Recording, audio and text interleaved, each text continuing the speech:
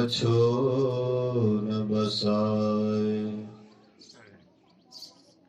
सर्वत्र सर्वदा वर्तमान सद्गुरु महाराज जी के पावन चरणों में कोटि कोटि नमन। उपस्थित गुरुजन, धर्म प्रेमी सत्संगी बंधुओं, पूजनीय माताओं तथा भक्तिमती बहनों, एक दिवसीय संतमत सत्संग में उपस्थित हैं। सुन रहे थे वेद भगवान के उपदेश को। वेद भगवान उपदेश करते हैं, हे मनुष्यों। मनुष्य से उपदेश करते हैं, कोई जानवर से नहीं। इसका मतलब है कि जो दिखाई पड़ता है मनुष्य के रूप में, शायद वह मनुष्य नहीं है। नहीं तो मनुष्य कहने की क्या आवश्यकता थी। दिखाई पड़ता है मनुष्य का वेशभूषा, लेकिन वह मनुष्य है ऐसा नहीं कह सकते। मनुष्य केवल वेशभूषा से नहीं होता है, आचार विचार से होता है। जो आचार विचार से मनुष्य होता है वह पूरा मनुष्य है, और जो आचार विचार से मनुष्य नहीं है तो वह दिखलाने के लिए, देखने के लिए मनुष्य है, लेकिन वह मनुष्य के वेश में शायद जानवर है। भगवान कृष्ण कहते हैं उत्तर गीता में, आहार निद्रा भय मैथुनं च सामान्य मेतत् पशुभिः नराणाम ज्ञानम नराणाम अधिकम विशेषो ज्ञानेन हीना पशुभिः समाना। कहते हैं आहार, भोजन करना, नींद लेना, आहार निद्रा भय, अपने प्राण का डर, मैथुन बाल बच्चे की उत्पत्ति। कहते ये चार काम एक मनुष्य के अंदर में भी है और एक जानवर के भी अंदर में यही चार चीज है। अगर चार ही चीज में आपका जीवन खत्म हो गया तो फिर आप मनुष्य होते हुए भी आप मनुष्य नहीं हैं, एक जानवर है। फर्क इतना पड़ गया कि जानवर के पास में पूंछ है और हम आपके पास पूंछ नहीं है। हम आपके पास पूंछ नहीं है, लेकिन बिना पूंछ के हम आप भी पशु हैं। जानवर के पास विवेक नहीं है और हम भी विवेकहीन होकर के जीवन बिता रहे हैं, तो हम में और पशु में क्या अंतर है? एक ही है। हाँ, हम लोगों का पशु से ट्रांसफर हो गया है। हम लोग भी पशु में थे पहले, पशु से ट्रांसफर हो गया, हाँ, प्रमोशन हो गया। अब फिर जब ये प्रमोशन वाला ड्यूटी बढ़िया से नहीं निभाइएगा तो डिमोशन हो जाएगा, फिर नीचे चले जाइएगा, जिधर से आए हैं उधर चले जाइएगा। इसलिए वेद भगवान कहते हैं, हे मनुष्य, मनुष्य बनो। वेद भगवान दूसरी जगह कहते हैं, मनुर्भव, मनुष्य बनो। इसका मतलब हम मनुष्य नहीं है, हमारे अंदर में मनुष्यता नहीं है, हमारे अंदर में मनुष्य वाला गुण नहीं है, तो हम मनुष्य कहलाने योग्य नहीं है। इसलिए वेद भगवान उपदेश करते हैं, मनुष्यों, जगत पर सब करता, संसार को जिसने पैदा किया है, जिसने बनाया है। हम आप सोचते हैं, विचारते हैं या बुजुर्गों से सुनते हैं, बुजुर्ग लोग कहते हैं ये संसार तो अपने आप बन गया। हाँ, हम लोग जब छोटे थे तो कहते थे कि धरती बहुत पहले का है, धरती बहुत पहले का, इस पर हम लोग चलते हैं तो बहुत पहले का है। लेकिन जब हम इस पर विचार करते हैं, हाँ, थिंकिंग करते हैं, तो हमें पता लगता है कि धरती से भी पहले का और कुछ बना है जिसको हम लोग पानी कहते हैं, क्योंकि विस्तृत जितना धरती का है उससे 3 गुना 4 गुना अधिक पानी का है। ये पृथ्वी क्या है, ये धरती क्या है, पानी के ऊपर ही चारों साइड पानी है और पानी के बीच में ही ये टापू है, ये पृथ्वी है। तो ये पानी, ये पृथ्वी से अधिक 4 गुना पानी है। लेकिन जहां पानी नहीं है वहां गर्मी है। इसका मतलब है कि पानी से भी पहले कोई बना है। कौन बना है? तो अग्नि कहिए, गर्मी कहिए। ये पृथ्वी से भी, ये पानी से भी विशेष व्यापक है, अधिक दूर तक फैली हुई है। इसीलिए पानी से भी पहले कोई बना है और जो पहले बना है उसी को हम आप अग्नि कहते हैं। और अग्नि से भी कोई विशेष व्यापक है, विशेष फैली हुई है, फैले हुए हैं। तो कौन अग्नि से विशेष व्यापक है, फैला हुआ है? कहते हैं कि इससे भी विशेष विस्तृत फैलाव रखने वाले हवा है। जहां पर गर्मी नहीं है वहां पर भी हवा है, मतलब अग्नि से भी विशेष व्यापक है हवा। अब हवा जहां नहीं है, जहां पर हवा भी नहीं है, हवा भी नहीं चलता है, श्वास भी लेने में परेशानी होती है। मैंने सुना कि चंद्रमा पर लोग जाते हैं तो पहले से ही इंतजाम कर लेते हैं हवा का, ऑक्सीजन का पहले से ही इंतजाम कर लेते हैं। मतलब वहां पर हवा की कमी है, नहीं के बराबर है, इसलिए पहले ही भर लेते हैं हवा का, मतलब अपना खजाना ले लेते हैं और उसके बाद ऑक्सीजन लेकर के वहां जाते हैं, क्योंकि वहां पर हवा की कमी है। लेकिन जहां पर हवा की कमी भी है वहां पर भी आकाश मौजूद है। आकाश किसे कहते हैं? आकाश का सीधा अर्थ होता है कि खाली जगह। खाली जगह को आकाश कहते हैं। ये पृथ्वी कहां पर है? खाली जगह में। पानी कहां पर है? खाली जगह में। ये चंद्र तारे कहां हैं? ये सूरज कहां है? ये जंगल पहाड़ इत्यादि ये सब कहां है? तो आप कहेंगे सब के सब खाली जगह में है। तो खाली जगह कहां तक है इसका माप जोख नहीं है, इसका नाप जोख नहीं है, इसीलिए इसको आकाश कहते हैं। तो यही 5 तत्व से ये सृष्टि का निर्माण हुआ है। लेकिन आकाश को भी कोई अवकाश देने वाले हैं। आकाश निराधार नहीं है, बिना आधार के आकाश भी नहीं है। आकाश से भी कोई सूक्ष्म है, कोई महीन है, और जो आकाश को भी अवकाश देने वाले हैं, आकाश से भी कोई महीन वस्तु है, उसी को हम लोग ईश्वर परमात्मा कहते हैं और उसी का तत्व ज्ञान पाना है। तो आप संसार के वस्तु को पाने के लिए दौड़ते हैं। संसार की जो वस्तु है वह क्षणभंगुर है, क्षणभंगुर है, शाश्वत नहीं है, विनशने वाला है, एक दिन आपका साथ छोड़ देगा। लेकिन जो शाश्वत है, जो सदा रहने वाला है, वो आपका कभी साथ नहीं छोड़ता है। शाश्वत जो सदा रहे और जो क्षणभंगुर है, विनशने वाला है। लेकिन हम आप अगर नजर फिरा करके देखें तो पूरा का पूरा संसार में जितने भी मनुष्य हैं, सब के सब वही क्षणभंगुर में लगे हुए हैं। आप कहिएगा सब के सब क्षणभंगुर में लगे हैं, तो आप साधु हैं, तो क्या आप क्षणभंगुर को छोड़ करके शाश्वत में लग गए हैं? हमको तो लगता है कि साधु बनने के बाद बेसी क्षणभंगुर को पकड़ते हैं। बोलिए श्री सद्गुरु।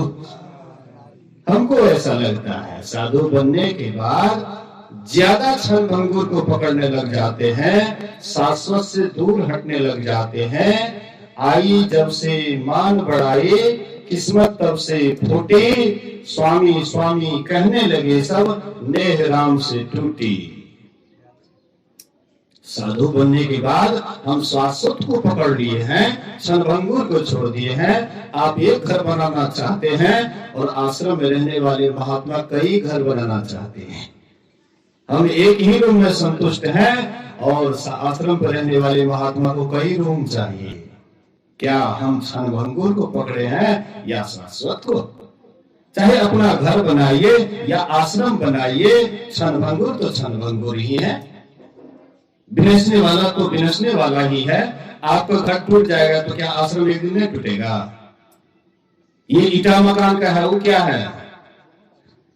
हाँ, स्वामी सत्यानंद जी महाराज कहते हैं कि हम करोड़ों की लागत से वह चीज बना रहे हैं जो हजारों 2000 या कई हजार वर्ष तक वे जाएंगे, लेकिन वह क्या शाश्वत हो गया? शाश्वत चाहे पत्थर का ही खूब बढ़िया से बना लीजिए, ये तो बाहर हम दिखावटी कर रहे हैं, भीतर में गुरु महाराज जी आपके भीतर में है और आपका ख्याल किधर जा रहा है वो सब कुछ देख रहे हैं। हम आप भले ही भूल जाते हैं, वे भूलते नहीं हैं, वे हर हमेशा देखने का काम करते हैं। दृष्टा इसलिए परमात्मा को कहा गया।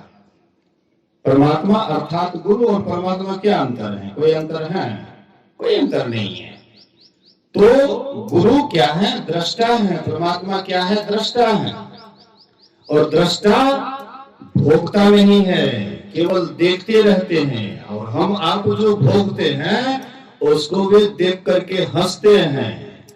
परमात्मा दृष्टा है।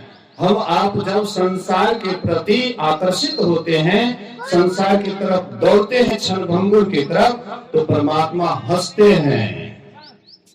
परमात्मा हंसते हैं और हम आप उसमें दौड़ते हैं, हम भोगते हैं इसलिए रोते हैं। परमात्मा दृष्टा है इसलिए वह हंसता है। आपको क्या बनना है? परमात्मा या साधारण मनुष्य? परमात्मा बनना है तो हम आपको भी दृष्टा बनना पड़ेगा। क्षणभंगुर से अपने आप को ब्रेक डालना पड़ेगा, ब्रेक लगाना पड़ेगा। बिना ब्रेक की गाड़ी कहीं भी एक्सीडेंट कर जाएगा। किधर एक्सीडेंट करेंगे और कहां जा करके आपके मुंह कान को थकमाचूर कर देंगे, इसका कोई ठिकाना नहीं है। ब्रेक चाहिए, लेकिन हम तो बिना ब्रेक की गाड़ी जा रहे हैं, क्षणभंगुर की तरफ दौड़ रहे हैं। और आज से नहीं, कई जन्मों से दौड़ रहे हैं, लेकिन अभी तक क्या क्षणभंगुर के प्रति आपके भीतर में वैराग्य हुआ है? उनके प्रति क्या आपके अंदर में अलगाव हुआ है? नहीं। इसीलिए महापुरुष कहते हैं इससे ऊपर उठिए। व्यवस्था बैठो सत्संग में, प्रसादे के पीछा सब लग जेबे तो यहाँ का प्रसाद से खाली रह जाए। असली प्रसाद जे छे गुरु प्रसाद अगम रस पी जाए, ओकरा से हट जाए। एनो का सुनियो, बोलिए श्री सद्गुरु। तो हम आप कई जन्मों से दौड़ रहे हैं यही क्षणभंगुर में। क्या क्षणभंगुर के प्रति हमारे अंदर में अभी तक वैराग्य हुआ है? नहीं। हाँ, वैराग्य होता है, वैराग्य होता है, लेकिन वह कौन वैराग्य होता है? वह होता श्मशान वाला वैराग्य। हम लोगों के मन में वैराग्य हुआ, जिसमें वैराग्य हुआ था सोचते थे खाली ध्यान करेंगे, खाली ध्यान करेंगे, प्रचार प्रसार कुछ नहीं करना है। या तो बस प्रचारी में दिन रात लगे रहते हैं। कहाँ गया ध्यान, कहाँ गया वैराग्य, कहाँ गया एकांत? एकांत में भी रहते हैं तो वही प्रचारे की बात सोचते हैं, वही आश्रम की बात सोचते हैं। कैसे आश्रम का विस्तार हो, कैसे प्रचार अधिक बढ़े, कैसे लोग हमको जाने। यही क्षणभंगुर वाली बात हो रही है। असली की तरफ कहाँ जा रहे हैं? नकली की तरफ जा रहे हैं। असल से हटल और नकल से सटल। असली से हट रहे हैं और नकली से सट रहे हैं। और याद रखिए, जब तक यह अलगाव रहेगा, जब तक क्षणभंगुर के प्रति हमारा आकर्षण रहेगा, तब तक वह शाश्वत की तरफ हम नहीं जा सकते। एक समय ना हो भवाला, हंसब ठठाए फुलायब गाला। एक समय में दो काम नहीं हो सकता है। अगर शाश्वत की तरफ जाना है तो क्षणभंगुर की तरफ पीठ देना होगा, और जब तक क्षणभंगुर की तरफ पीठ नहीं देंगे तो शाश्वत की तरफ जा ही नहीं सकते हैं। दोनों कैसे होगा? शाश्वत की तरफ जाना है तो क्षणभंगुर की तरफ पीठ, और क्षणभंगुर की तरफ चलिएगा तो शाश्वत की तरफ पीठ। दोनों एक समय होगा। कोई कहेंगे हम हंस भी लें, हाँ, और रो भी लें, हंसे भी और रोए भी, दोनों एक काम नहीं हो सकता है, एक साथ नहीं हो सकता है। अब किसी के यहाँ में किसी की मृत्यु हो जाती, बोलिए श्री सद्गुरु महाराज की। किसी के यहाँ किसी की मृत्यु हो जाती है, वहां पर मातम छाया हुआ है, सब रो रहे हैं, और उस समय में अगर आप हंसिएगा या कोई हंसे तो उस समय उसको हंसी नहीं आएगी, क्योंकि मातम का दृश्य है। और जहां पर शादी विवाह खुशहाली का जगह है और वहां पर कोई रोए तो कैसे लगेगा? लेकिन रोना और हंसना दोनों एक साथ नहीं हो सकता है। इसीलिए अगर हमें परमात्मा की तरफ चलना है तो क्षणभंगुर से मोड़ करके, मुख मोड़ करके चलना पड़ेगा। हम आप अगर सूर्य की तरफ चलते हैं तो मुख उधर रहता है और पीठ सूर्य के विपरीत रहता है। सूर्य की तरफ चलना चाहते हैं, अगर हाँ सूर्य की तरफ पीठ कर दें तब भले ही आपका मुख तब दूसरी तरफ करना पड़ेगा। ऐसे ही आपको परमात्मा की तरफ चलना है तो संसार की तरफ पीठ करना पड़ेगा। कबीर साहब कहते हैं, दो कर जोड़ शीश चरणन दे, भक्ति अचल बर मांगरी, मेरी सूरत सुहागनी जागरी। कहे कबीर सुनो भाई साधो, जगत पीठ दे भागरी। संसार को पीठ दे करके भाग जाओ, तो संसार को कैसे पीठ दीजिएगा और कैसे भागिएगा? मोटरसाइकिल पर हम लोग भागते हैं, बोलिए श्री सद्गुरु। प्रोग्राम करने के लिए मोटरसाइकिल पर खूब जोर से भागते हैं, तो क्या हो गया? ये संसार को पीठ। बोलिए श्री सद्गुरु। बैठ, बच्चा को लेकर बैठ, कुछ तो संस्कार होते हैं। हाँ, तो जाओ, बैठो कन्या दे, बैठ कन्या दे।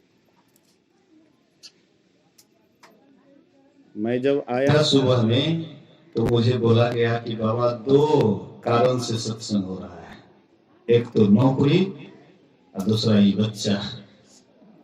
हाँ, बच्चा के भी अवसर पर यह सत्संग हो रहा है। बोलिए श्री सद्गुरु। तो मैं कह रहा था कि अगर हम ईश्वर की तरफ चलना चाहते हैं तो संत महात्मा कहते हैं, ऋषि मुनि देखिए, उनके जीवनी को पढ़िए। जितने भी ऋषि मुनि हुए उनके जीवनी को पढ़िए, शांत होकर के, स्थिर होकर के, एकांत में बैठ करके, और तब वे अनुसंधान किए, रिसर्च किए। ऋषि का मतलब रिसर्च किए, शाश्वत को खोजे। बिना खोजे कुछ मिलता है? बिना खोजे कोई भी कुछ नहीं मिलता है। आज वैज्ञानिक खोज कर रहे हैं, वे भी एक जगह। हाँ, पहले के वैज्ञानिक के पास व्यवस्था नहीं थी, तो वे कहीं कोई गुफा में बैठ करके, एकांत में बैठ करके, अब एक एक कमरा में बैठ करके वैज्ञानिक रिसर्च करते हैं, एकांत में बैठते हैं और शांत होकर के एकांत में बैठ करके, अब तब भीतर में कोई वस्तु की खोज करते हैं, संसार के पदार्थ की खोज करते हैं, और नया से नया रिसर्च करके हम लोगों के बीच में दे रहे हैं, जिसका हमें सुविधा, हमको उससे सुविधा मिल रही है। तो इसी तरह से ऋषि मुनि भी एकांत में बैठ करके वह शाश्वत की खोज किए। क्या हम आप पुराने जमाने में जितने भी ऋषि मुनि थे, संत महात्मा थे, 4 मास तक चौमासा मनाते थे आजकल हम आप क्या 2 मास रह पाते हैं सावनों भादों में आश्रम पर अस्थायी रूप से? नहीं रह पाएंगे, क्योंकि इतना न घूम लेते हैं, इतना घूम लेते हैं, मन इतना इसमें क्या मेमोरी में कौन सी भर जाता है, मोबाइल में कभी कभी कौन सी भर जाता है, वायरस भरने के बाद मोबाइल काम करना धीरे धीरे छोड़ देता है। इसलिए मन भी आपका, मन में जितना इतना न वायरस भर जाता है कि एकांत में रहना दुष्कर हो जाता है। एकांत में रहना लगता है आपको कोई काट रहा है, इसलिए हम आप एकांत में नहीं रह पाते, 2 महीना नहीं रह पाते हैं। एकदम दौड़ धूप भाग दौड़ दिन रात एकदम लगा हुआ रहता है। एक बार स्वामी सत्यानंद जी महाराज को हमने देखा, नाम नहीं लेना चाहिए लेकिन ले लेता हूँ, क्या करूंगा, स्वामी जी बहुत बड़े हैं, हम लोगों से बड़े हैं, इसलिए नाम ले लेता हूँ, लेकिन कुछ जो देखा वही कहता हूँ। यही कटही कामत किशनगंज कटही में अब स्वामी जी यहाँ पर थोड़ा सवेर गए, अपराह्न सत्संग समाप्त किए और जल्दी में उस समय भोजन करने का समय नहीं था, जल्दी में भोजन किए। अब बोले कि अभी गया जी जाना है, अभी गया चलना है। तुरंत गाड़ी पर बैठे, थोड़ा विश्राम भी नहीं किए, तुरंत गया जी चलना है, वहां चले गए। जितना बड़ा महात्मा होइए उतना आपके माथे पर संसार का क्षण भंगुर ही लगा रहेगा, चाहे आप सत्संग में दौड़िए या कहीं भी दौड़िए, लेकिन जब तक आप शांत नहीं होइएगा, स्थिर नहीं होइएगा, एकांत में नहीं बैठिएगा, तब तक आप भीतर तो नहीं जा सकते। हमको ऐसा नहीं लगता, हम भी कभी कभी बैठते हैं एकांत में तो हमको भी अपना होता है, दिखाई पड़ता है कि भाई दौड़ने धूपने में क्या फायदा होता है, और एकांत में बैठ करके साधना करने में क्या फायदा होता है। मैं भी अपने आपको देखता हूँ, लेकिन सब जब दौड़ रहे हैं तो हम अकेले क्या करेंगे, हम अकेले समय नहीं देंगे। सावन भादों में तो ढेर महात्मा है देने वाले, बोलिए ना, तुरंत कहिए, तुरंत डायरी पर नोट बोलिए श्री सद्गुरु। इसलिए हम आप करते तो हैं, अच्छी अच्छी बातें करते हैं, हम एक जगह बैठते हैं, लेकिन याद कीजिए केवल यही तक यह सीमित बात रह जाएंगे कि इसका रिसर्च भी होना चाहिए। एकांत में बैठ करके इसके संबंध में सोचना भी चाहिए कि हम कहां से आए हैं, हम कहां जाएंगे, और वह शाश्वत कहां है, कहां मिलेंगे। इसके संबंध में हम आपको साधना करना पड़ेगा, ध्यान करना पड़ेगा, एकांत में बैठना पड़ेगा। महर्षि शाही श्रवण जी महाराज को हमने देखा, महात्मा तो बहुत देखे, बड़े से बड़े महात्मा, नामी गामी महात्मा, अंतरराष्ट्रीय प्रवक्ता आदि आदि बहुत महात्मा देखे। अब महर्षि परमहंस जी हमको लगता है कि इसकी भी कमी नहीं रहेगी, शुरू हो गया है, इसकी भी कमी नहीं रहेगी। लेकिन हमने उनको देखा, उनके दिनचर्या को हमने देखा, नापा तुला भोजन, सोना जागना परिमित। एक आदमी बोले कि हजूर जलपान करके स्तुति नहीं करना चाहिए, स्तुति जलपान करके नहीं करना चाहिए। तो जो बाबा बोले कि हम दवाई भी खाते हैं तो पहले स्तुति कर लेते तो दवाई खाते, तुम कहते हो जलपान करके स्तुति। फल फूल ले सकते हैं, मतलब बहुत देर तक सत्संग होगा तो उसमें मजबूरी है, फल फूल ले सकते हैं, या उस तरह का रेडीमेड हो ले सकते हैं। लेकिन कुछ बाबा कहते हैं कि मैं दवाई बिना स्तुति किए भी नहीं लेता हूँ, तू जलपान की बात करते हो। और कुछ बाबा कहते थे कि मैं कितना हूँ थका हूँ, मैं कितना हूँ थका रहता हूँ, 12-1 के बीच में मेरी नींद टूट जाती है। और कुछ बाबा को हमने देखा जब भी सफर करते थे तो सुबह में 8 बजे जलपान करके तब सफर करते थे, कोई हड़बड़ी नहीं थी। देखे कि कहीं जाना है तो रातें रात जाना है, एक दिन गैप कर दीजिए। एक दिन गैप भी नहीं कीजिएगा, हो सकता है एक दिन गैप करेंगे तो आपका आयोजन कहीं एक दिन गैपिंग होगा तो आमदनी की कमी हो जाएगी। लेकिन पूज्य बाबा को हमने देखा कि वे इसका गम नहीं करते थे, एक दिन गैपिंग रहते थे, सुबह जलपान करके सफर करते थे। लेकिन आज वही साधु महात्मा है कि एक दिन भी गैपिंग नहीं करना चाहते हैं। परिणाम क्या होता है? बोलते तो हम लोग बहुत अच्छी बातें हैं, लेकिन इसका कोई नतीजा, रिजल्ट जो असली होना चाहिए वह रिजल्ट सामने नहीं आता है। क्योंकि हम लोग ध्यान को भूलते जा रहे हैं, एकांत को भूलते जा रहे हैं, अपना अन्वेषण भूलते जा रहे हैं, और हम आप संसार की क्षणभंगुर वस्तुओं में इतना रच-पच जाते हैं, अपने आप से दूर हटते जा रहे हैं।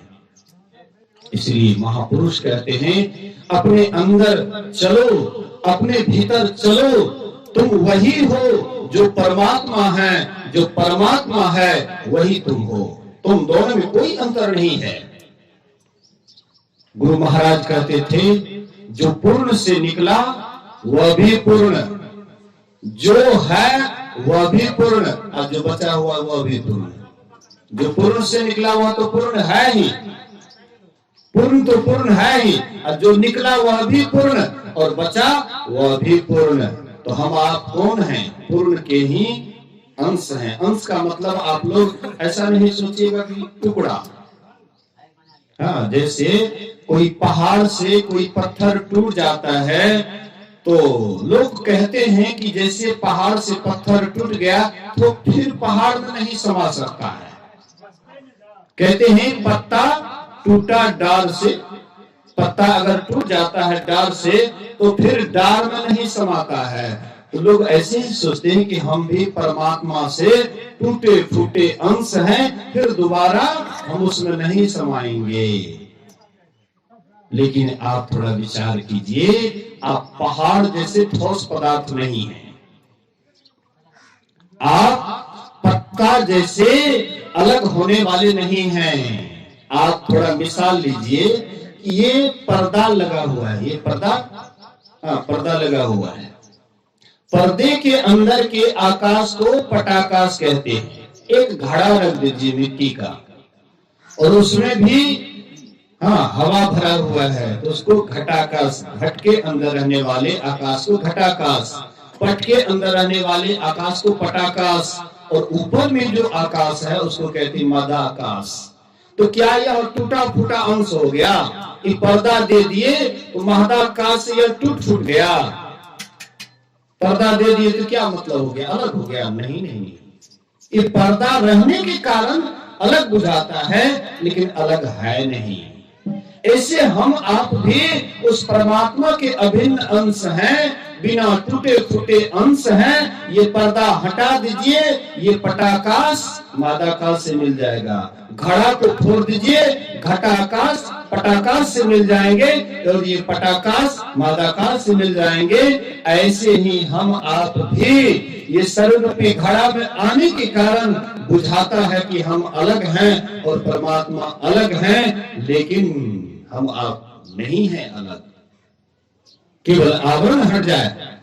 हम लोग रोज रोज पाठ करते हैं, बराबर गुरु महाराज जी के पद में पाठ करते हैं, घट तम प्रकाश व शब्द पट त्रय जीव पर है छा रहे, कर दृष्टि और ध्वनि योग साधन ये हटाना चाहिए।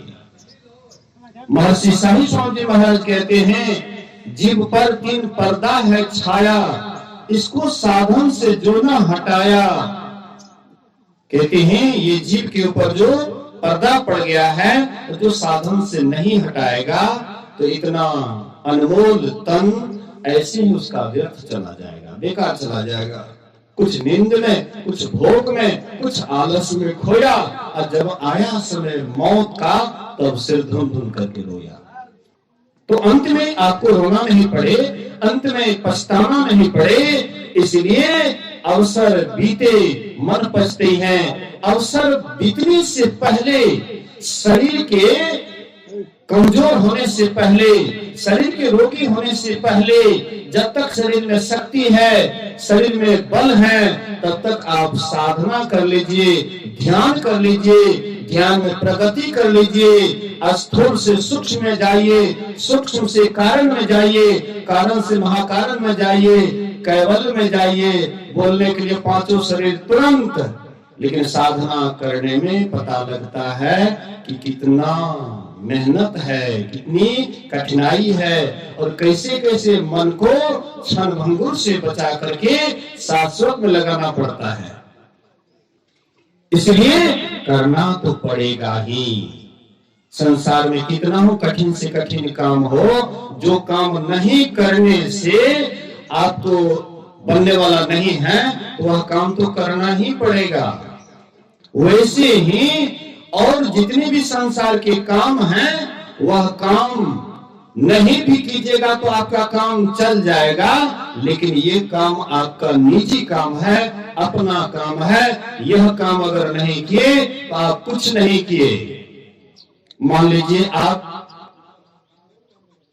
सिमराही बाजार से कीमती जूता खरीद करके लाए, जूता पड़ गया छोटा, तो क्या कीजिएगा?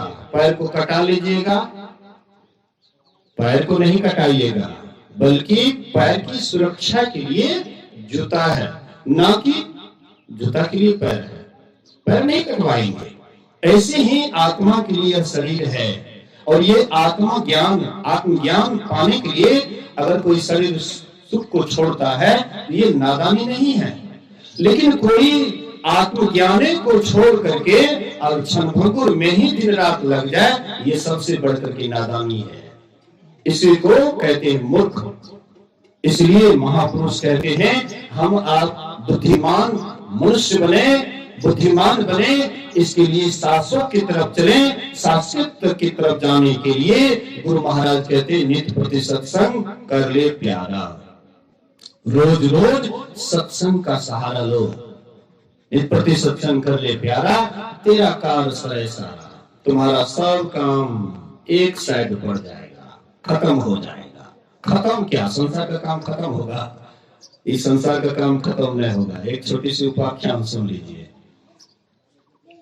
उपा घाट आश्रम में गुरु महाराज जी के मौजूदगी में रोड बन रहा था, और पूज्य रामलगन बाबा उसका देखरेख कर रहे थे। पूज्य रामलगन बाबा देखरेख कर रहे थे।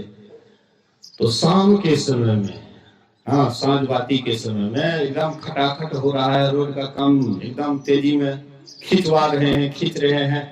तो गुरु महाराज जी बुलाए रामलगन बाबा को, कहते हैं रामलगन, कहते जी हजूर, तो अभी संध्या वंदन का समय है, अभी ध्यान करना चाहिए, खटखुट क्यों हो रहा है? कहते हजूर जल्दी रोड बनाना चाहते हैं, जल्दी बन जाएगा ना, काम खत्म हो जाएगा ना, हजूर फुर्सत हो जाएगा। बोलिए श्री सदगुरु महाराज। हम लोग भी ऐसे ही सोचते हैं, हम लोग भी यही सोचते हैं कि ये काम है, ये काम जल्दी खत्म कर लेंगे ना, उसके बाद फुर्सत होगा ना, तब खूब ध्यान करेंगे। लेकिन ये बात कोठी कंधे पर रखल रह जाता है। तो कहती हुजूर जल्दी से काम कर लेंगे, इससे छुट्टी हो जाएगी। कहते राम लगा, जीवन में कभी भी काम खत्म नहीं होता है, याद रखो। जीवन में कभी भी काम खत्म नहीं होता है। तुम खत्म हो जाओगे, तुम्हारा शरीर छूट जाएगा, लेकिन काम कभी भी खत्म नहीं होगा। संसार का काम कभी खत्म होता है? अरे काम जिस समय में काम का समय हो काम करो, और जिस समय में ध्यान का समय हो ध्यान करो। और ध्यान करने से ही सब काम खत्म होगा। ध्यान करने से ही सभी आवरण को पार करोगे तो सब काम खत्म। आवरण में पड़े रहोगे तो काम कभी भी खत्म होने वाला नहीं है। सारे कार्य को निर्णय करके धर चेतन धारा, चेतन धार को पकड़ो। चेतन धार को कैसे पकड़ोगे? एकांत में बैठ करके शांत होकर के अपने आगे में दृष्टि को जमाते हुए दो नयन बीचों बीच सन्मुख एक टक देखत रहो। आप ही वह बिंदु झलके पट गिरा निर्खत रहो। दो नैनों के बीच में देखने के ढंग से देखोगे तब पता लगेगा। ज्योति जग जावे अति सुख पावे शब्द सहारे का। तुम्हारे भीतर में परमात्मा की ज्योति दिखाई पड़ेगी और परमात्मा का आवाज भी तुमको सुनने के लिए मिलेगा। ज्योति जग जावे अति सुख पावे, बहुत सुख लगेगा। शब्द सहारे का, शब्द का सहारा भी मिल जाएगा। लख बिंदु नाद तह त्रय बंद देके सुनो सुनो में ही। ब्रह्मनाद का धरो सहारा आपन तन में ही, आपके शरीर में ही है परमात्मा ईश्वर। इसलिए निज तन में खोज सज्जन, बाहर न खोजना। अपने ही घट में हरि है, अपने में खोजना। दो नैन नजर जोड़ के एक नौक बना के अंतर में देख सुन सुन, अंतर में खोजना। तो खाली बोलने से तो काम नहीं चलेगा, करना तो पड़ेगा ही। इसलिए सत्संग, अभी का सत्संग आरती के बाद समाप्त होगा। 10:30 होने वाला है और फिर अपराह्नकालीन का सत्संग है। सब आदमी जमजुट करके आइए, जो नहीं आए हैं वे भी आइए और भाग लीजिए। बोलिए श्री सद्गुरु महाराज की जय।